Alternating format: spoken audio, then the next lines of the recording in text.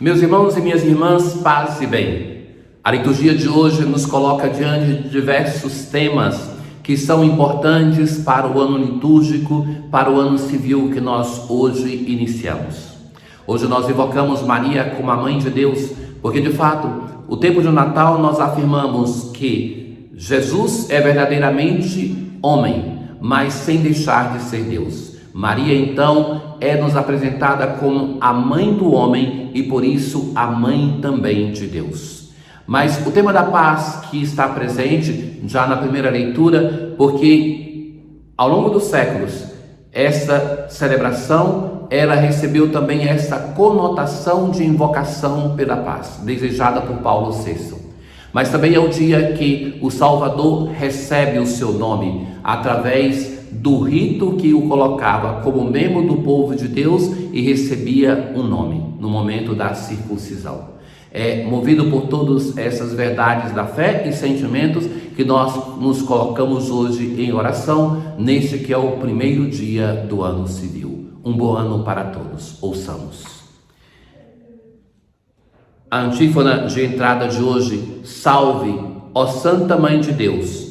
Vós destes à luz o Rei que governa o céu e a terra pelos séculos eternos. Já desde o início nós estamos fazendo a afirmação: Maria é a mãe deste Rei. Como é possível compreender que Maria seja chamada Mãe de Deus? Já que Deus não pode ter uma mãe, assim ingenuamente podemos pensar. Mas na união das duas naturezas em uma só pessoa, Jesus Cristo é uma pessoa que tem duas naturezas, a natureza divina, a natureza humana. O ser humano tem uma única natureza, mas nós temos dimensões diferentes. Nós temos o corpo, nós temos uma alma, um espírito. E os nossos pais são pais nossos, não de parte, não somente do corpo, mas do inteiro que é o ser humano. Assim, nós temos em Jesus que as características de uma natureza se comunicam com a outra, na pessoa de Jesus. Por esse motivo, quando Jesus morre na cruz, nós dizemos: Deus morreu na cruz. E porque a morte que pertence à natureza humana, ou afeta a natureza humana, o nascer, o ter uma mãe, que é característica da natureza humana, nós atribuímos à natureza divina, porque é uma só pessoa que nasce, uma só pessoa que morre, e essa pessoa tem duas naturezas, a natureza divina, a natureza humana. Assim, já desde o início na antífona nós professamos esta fé. A maternidade divina de Maria é um dos dogmas sobre Maria que a igreja professa desde a antiguidade. A primeira leitura de hoje é a bênção mais antiga, aquela chamada bênção de Arão. Um fato histórico é que essa bênção também é chamada bênção de São Francisco, porque é o único autógrafo que nós temos de São Francisco, é a sua bênção, que é este texto que ele copia naturalmente do livro dos Números para Frei Leão. Essa bênção começa sempre nas três expressões, dizendo que é Deus que está agindo. O Senhor te abençoe e te guarde. É a bênção que Arão e seus filhos devem dar, mas invocam a ação de Deus sobre o povo amado de Israel.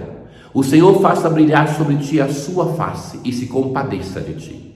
Na tradição antiga, ninguém podia ver o rosto de Deus e permanecer vivo, mas nós temos essa invocação não somente uma, mas duas vezes. O Senhor volte para ti o seu rosto e te dê a paz.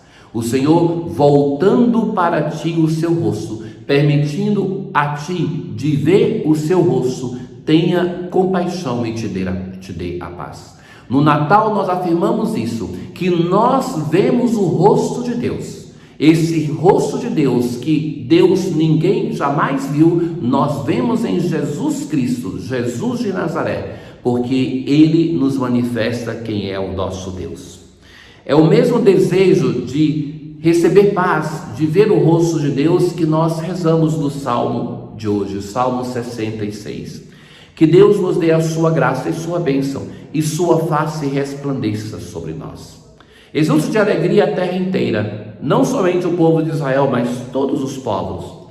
Os povos governais com retidão e guiais em toda a terra as nações. Que o Senhor e nosso Deus nos abençoe e o respeite os confins de toda a terra. Na leitura de hoje, a segunda, da carta aos Gálatas, nós temos o texto mais antigo que faz referência a uma maternidade em relação a Jesus. Não vai dizer o nome, que isso vai vir depois com os evangelhos, mas fala de uma mulher que é a motivação, o instrumento pelo qual Deus chega até nós, assume a nossa natureza. Isso acontece na plenitude dos tempos. Plenitude dos tempos é aquele tempo que tem a manifestação por excelência da maravilha de Deus. Quando esse tempo é fecundo, quando Deus tem o sim dessa jovem, da virgem, que permanecendo virgem vai ser a mãe do Salvador. Esse filho nasce de uma mulher sujeita à lei para resgatar a nós, que também já estamos sujeitos à lei. A lei aqui, naturalmente, é a lei de Moisés, os mandamentos, o Antigo Testamento, o Pentateuco. Para nos dar o espírito de filho, para que nós possamos dizer a Deus, Abá, Pai, chamá-lo como Jesus o chamou, como ele nos ensinou. E se somos filhos, somos também herdeiros. Tudo isso por graça de Deus. Não por mérito da lei mosaica, mas por graça de Deus. É porque Deus é bom e misericordioso. Nós somos filhos. Podemos chamar a Deus de Pai, de Paizinho, de Abá. Podemos ser herdeiros. O Evangelho de hoje, de Lucas, é a continuação do texto que nós ouvimos na Missa do Galo, no Natal do Senhor, precedido pela antífona da carta aos Hebreus, pela aclamação ao Evangelho. De muitos modos, Deus outrora nos falou pelos profetas, nesses tempos derradeiros nos falou pelo seu Filho. Nós temos os pastores que chegam à gruta de Belém.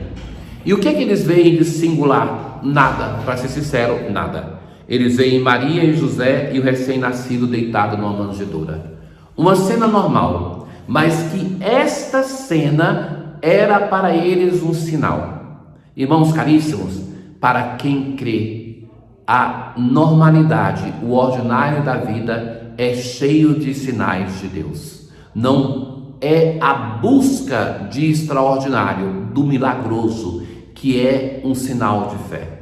Muitas vezes isso é um sinal da ausência de fé. O próprio Jesus vai dizer isso para aquelas pessoas que vão ao encontro dele, que estão perseguindo-o, não seguindo em busca de milagres. Jesus vai dizer, vocês fazem isso porque não têm fé.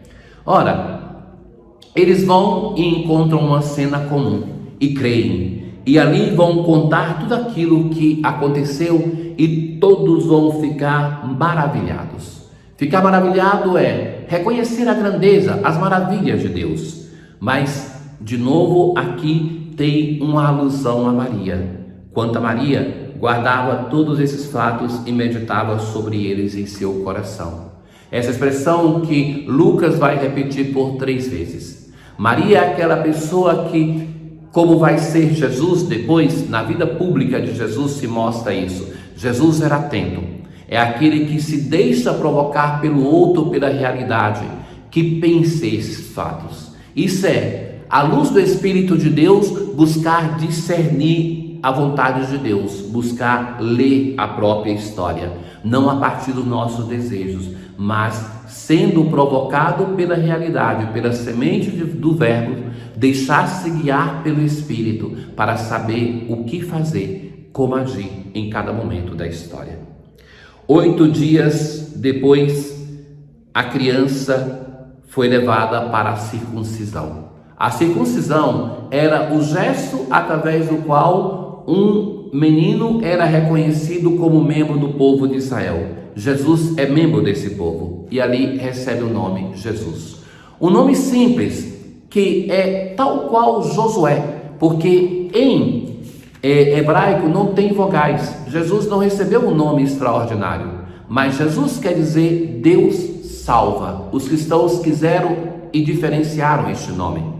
Então, em Jesus, de fato, essa profecia, este nome se realiza. É Ele o Salvador prometido, que vai resgatar o seu povo, que vai dar a vida para a nossa salvação. Temos a realização deste nome profético. Deus nos enviou o seu Salvador. Irmãos queridos, amados, que 2023 seja um ano de paz, um ano de salvação, de reconciliação. Vamos olhar para o futuro com esperança. Vamos respirar, viver em paz com Deus, com os irmãos, conosco mesmo, com toda a criação, para que todos juntos possamos a cada dia cantar um hino de louvor ao Deus que opera maravilhas na história de todos, de cada um de nós. Feliz ano do Senhor 2023. O Senhor esteja convosco, Ele está no meio de nós. Abençoe-vos o Deus Todo-Poderoso, o Pai, o Filho e o Espírito Santo.